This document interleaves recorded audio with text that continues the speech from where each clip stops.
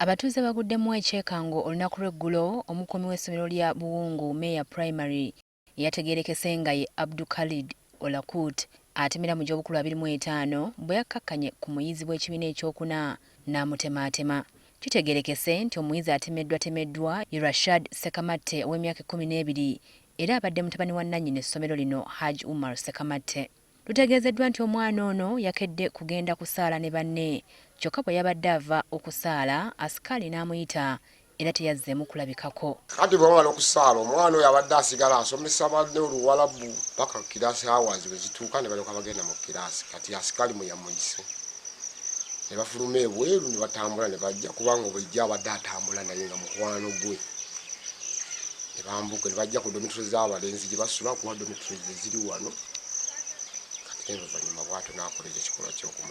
Betwogeddeko nabo okuli abasomesa ku ssomero lino batubulidde nti ssaawa y'okunywa obuugi yaweddeko ng'omwana talabise wabula babadde bakyewuunaganya baasa kwe kufuna obubaka okuva ewa asikaali obwogera ku nkoko gy'attidde mu nnyumba ye wabula nga si bulambulukufu.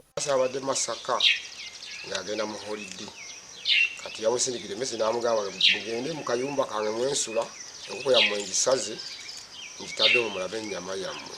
Kati basa nakubira headmaster kiki kiri ku ssomero.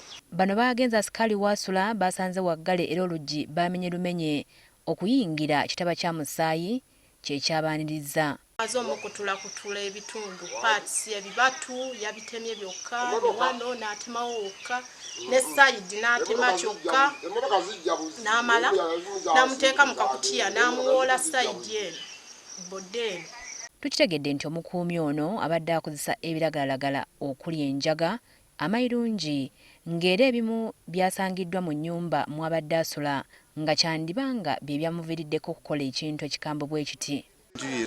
Basanzeemu enjaga nga mweri n'amayirungi era abadde yeewanya abaana naye nga tetusobola kubeera nti tumusuubiramu ebyo. Asikaali abadde anywa enjaga n'amuga toddamu kunywera njaga mu baana.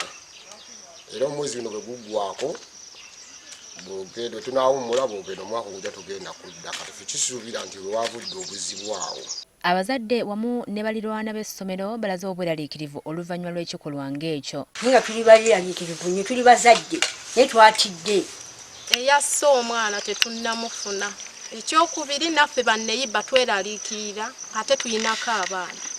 Ate ekyokubiri tugamba ayinza okudda mu butanwa n'akola ekyo. N'ab'amasomero ndowooza bafune basikaali abatendeke nga balina kampani ezibafuga nti ekikangabanga ekyo nga kiguddewo mumanya wa ow'okuzuula omuntu oyo. Poliisi yabakanye dda n'okunoonyereza ku ttemu lino.